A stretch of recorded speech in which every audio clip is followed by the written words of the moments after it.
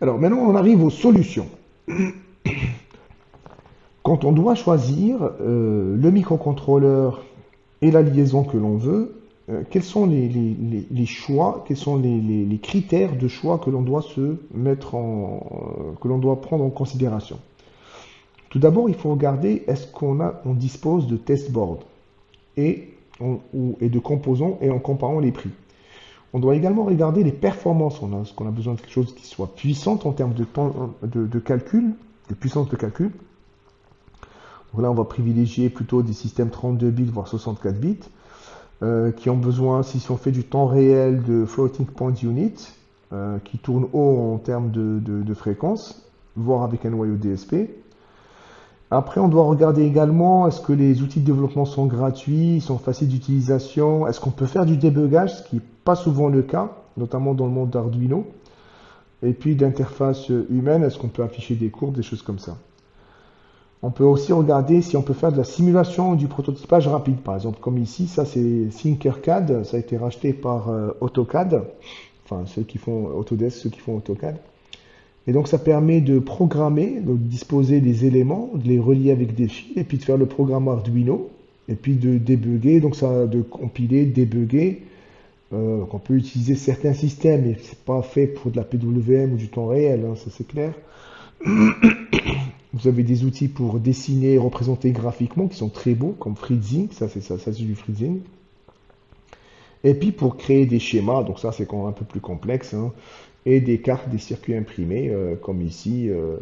Là, je présente Easy EDA qui est en train de monter en puissance. Alors il y a une version en ligne, il y a une version offline, mais qui est totalement gratuite.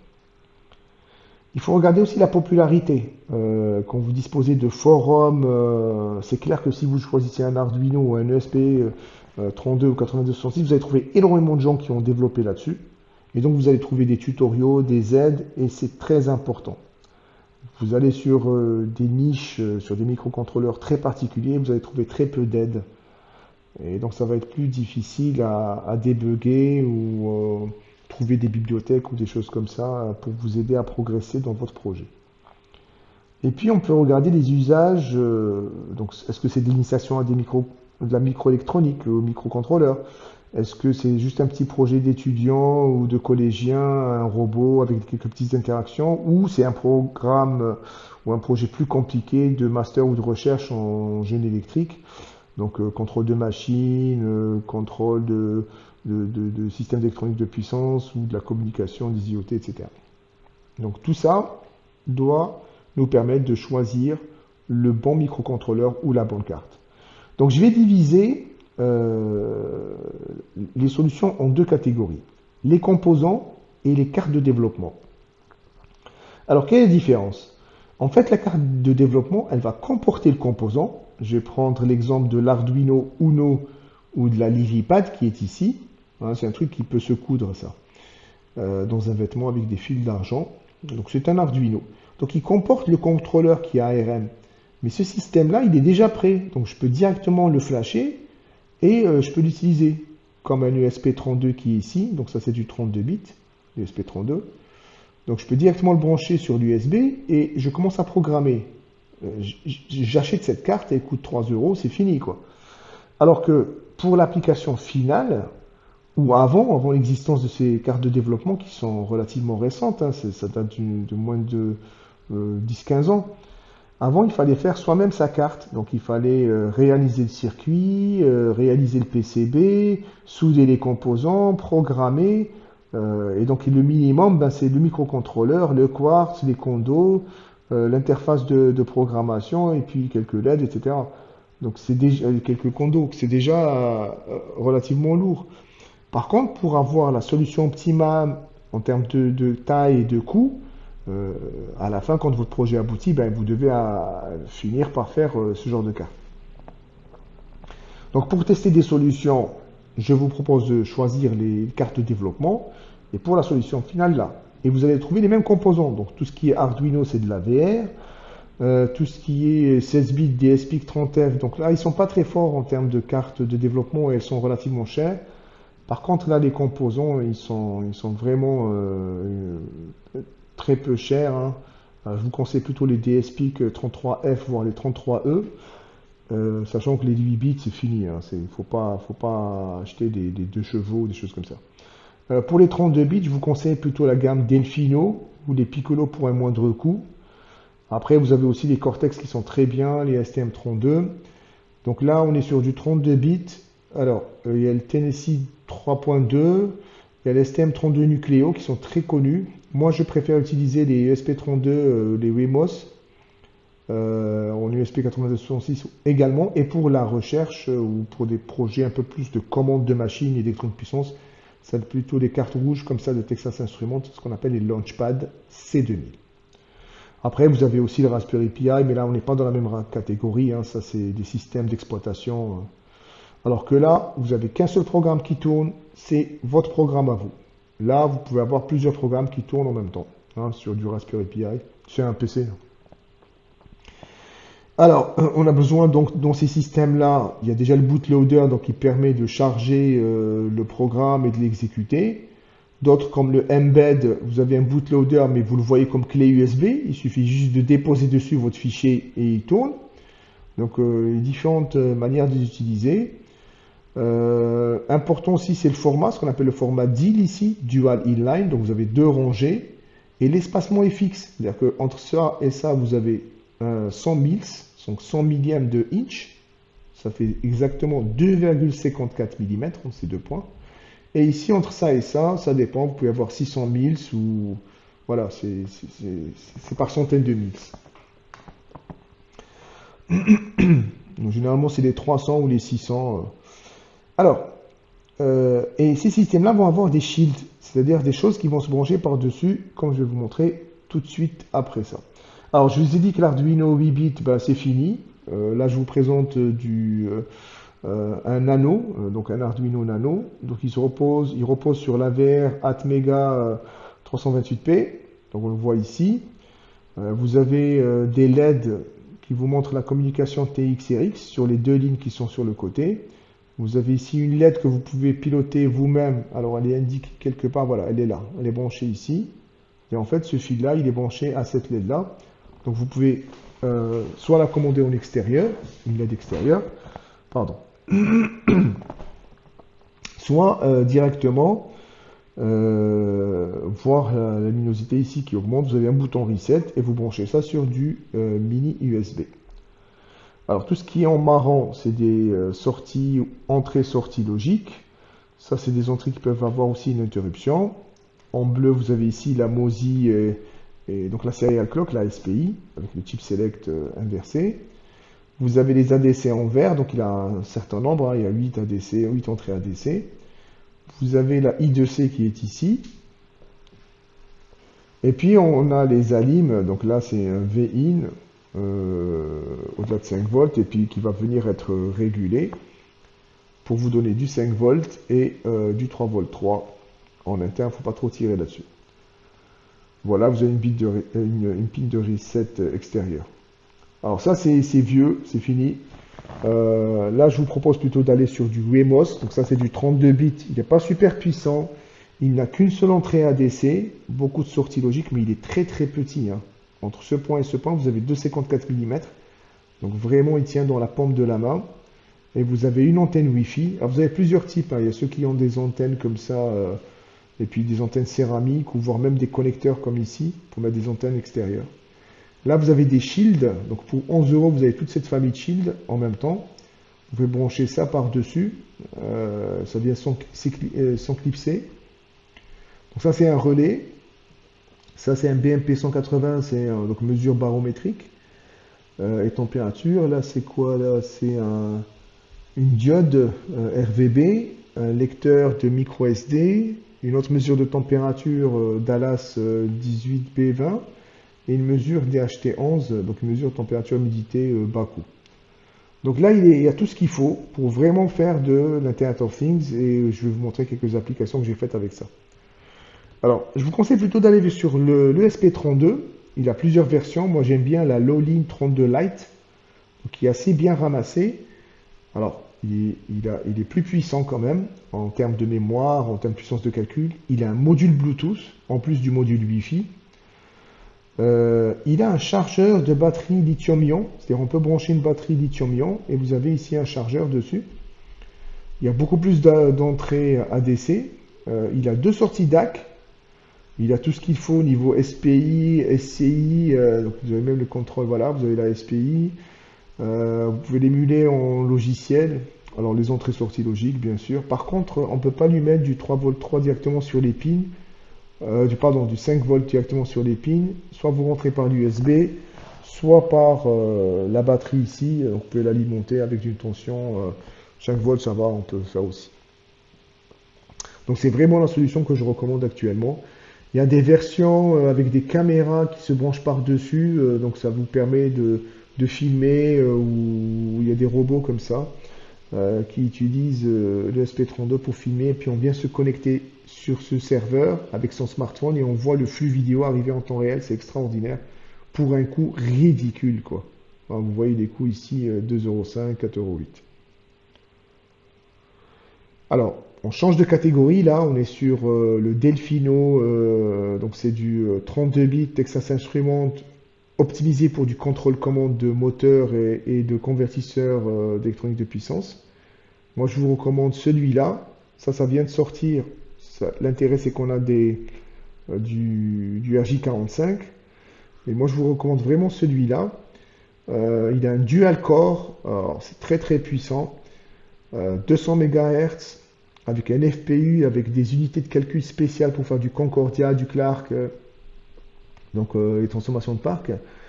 Il a 4 convertisseurs ADC indépendants, alors que là, par exemple, sur le son FM, il y a du multiplexé. Là, on en a en indépendant. Il a des sorties DAC, il a surtout des modules PWM haute résolution, Enhanced ePWM, et des entrées codeurs incrémentaux, les autres n'en ont pas. Donc franchement, pour un coût ridicule, quoi. Et on peut brancher ici 2 onduleurs, je vais vous montrer tout à l'heure. Ça, c'est la partie émulation. Voilà. Donc l'exemple, donc là vous avez les datasheets. Vous voyez, il y a 2 types d'onduleurs. Donc ça, c'est un ancien modèle, le 8301. C'est un onduleur triphasé, faible tension jusqu'à 10 ampères. On voit les MOSFET ici. Et ça, c'est une version un peu plus aboutie avec 15 ampères, 48 volts. Donc je les ai beaucoup utilisés, c'est très bien. Il y a même la mesure des 3 courants de phase qui est envoyée directement sur ici, sur l'ADC du microcontrôleur. Alors il y a aussi d'autres types de cartes comme ce qu'on appelle les docking stations. Donc ça, c'est ça le dock. Et puis on va en ficher ici avec des formats SDIMM, des cartes Texas Instruments, mais c'est beaucoup plus cher, hein. C'est plutôt 150 €, 200 €. Alors que là, on est sur du 30 $, 35 $, et puis ici, c'est 80 $ l'onduleur. Alors on a d'autres modules ici qui vont s'en ficher pour faire de l'affichage, LCD, ou des modules Asher, des accéléromètres, etc. Donc là, par exemple, avec un module, je peux piloter un moteur, et puis avec un deuxième que je brancherai ici, je pilote un deuxième moteur, ou ici un dual motor de quadrirotor. Donc voici la cartographie, ce qu'on appelle le pinout qui est donné. Donc vous avez 1, 2 rangées, 2 rangées x 4 ici. Donc ça, la partie de ici jusqu'ici, ça correspond à la rangée là. Et la partie de ici, c'est la rangée de gauche.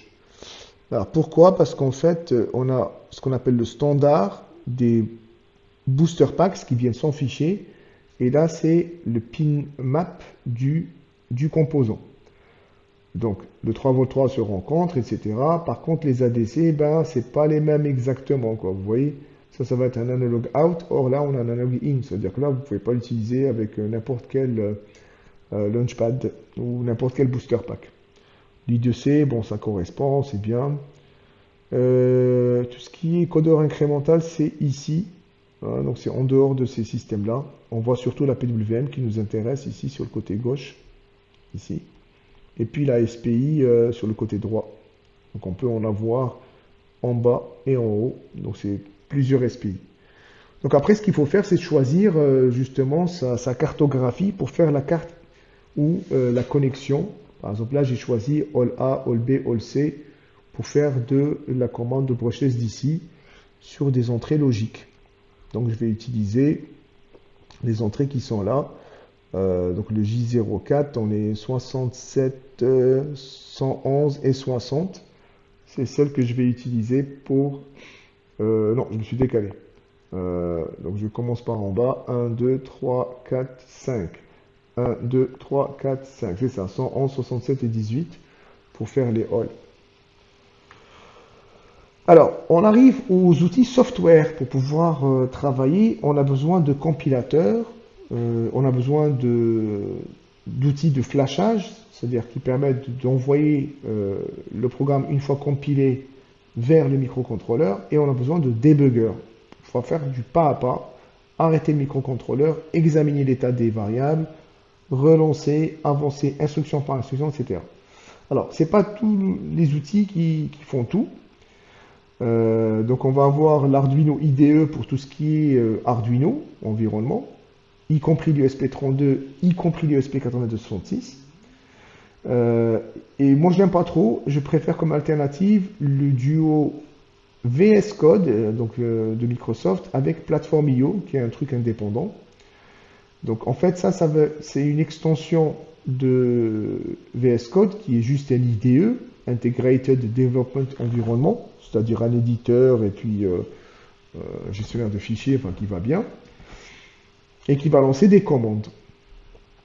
Également, il y a le CLion de JetBrains IDE avec Platform.io qui est aussi une extension pour lui. Donc moi j'aime bien ces outils, je travaille avec ça, ou avec des étudiants qui sont plus familiers avec VS Code, je travaille avec ça. Alors ça c'est plutôt dans le monde Arduino. Si on veut faire du PIC ou du DSPIC, là on est obligé d'utiliser MPLAB X, donc c'est un IDE propre à Microchip. Après si on veut faire du Code Composer, du Texas Instruments, obligatoirement on passe par du Code Composer Studio, CCS. Ils ont sorti une nouvelle version qui s'appelle TA mais qui est encore buggée. Donc là c'est pour du microcontrôleur ou du Digital Signal Controller, la série C2000, Delfino, Piccolo, etc. Après, en fonction des autres microcontrôleurs, si vous avez du ARM Cortex-M, il y a KLU Microvision. Pour les STM32, ça s'appelle le STM32 Cube IDE, etc., etc. Mais ça, c'est les grandes familles que je vous recommande. Alors, je vais vous montrer à quoi ressemble l'Arduino. Hein, c'est le truc vert là. Donc, on a une zone où on entre les textes, une zone où on va choisir pour mettre les librairies, etc. On compile, on flash. Et on débug, mais bon, ça ne marche pas pour tous les microcontrôleurs. Et puis on a aussi le moniteur ici qui va vous afficher les prints, serial print. Serial print, ça va venir ici. Le VS Code, il fait la même chose. Hein. Donc on voit ici la partie moniteur, on voit le programme. Par contre, il est beaucoup plus agréable. Enfin, je trouve, à mon sens. Et on peut utiliser le même environnement pour programmer sous Windows, compiler. Des programmes sous Windows comme des programmes sur microcontrôleur avec l'extension Platform.io. Donc la petite fourmi là. Donc également la même chose avec CLion. Donc on retrouve la même chose ici avec vous voyez les ordres de Platform.io. C'est-à-dire que si je clique ici, il fait un upload. Là il lance le upload et le moniteur. Là il flash la mémoire flash du microcontrôleur pour mettre par exemple une page web ou des données, etc. Ça, c'est MPLAB X. Alors, l'avantage ici, c'est qu'on a le debugger. Ça veut dire qu'on peut faire un breakpoint et puis arrêter le programme ici et faire du pas à pas. Donc, on avance en pas à pas. Ça va être valide. Donc, ça, c'est exécuter une instruction par instruction. Ça, je fais pause, etc. Quand je passe en mode debugger. Donc, ça, c'est pour tout ce qui est microchip, PIC et DSPIC. Texas Instruments, donc le Code Composer Studio. Donc, ça, c'est une version classique. Code Composer, ça doit être la 10 de mémoire. Donc une partie, là c'était un terminal, une fenêtre terminale, là vous avez le code, on voit bien le play, la pause, et puis ici stop, et on voit les instructions pour faire du pas à pas ici. Ils ont sorti une nouvelle version qui s'appelle TA, qui ressemble plus à VS Code, hein, si vous regardez de près, avec les fameuses extensions. Mais pour l'instant, il y a encore des bugs dessus, donc je vous conseille de rester encore sur du Code Composer pour les 1 ou 2 années grand maximum.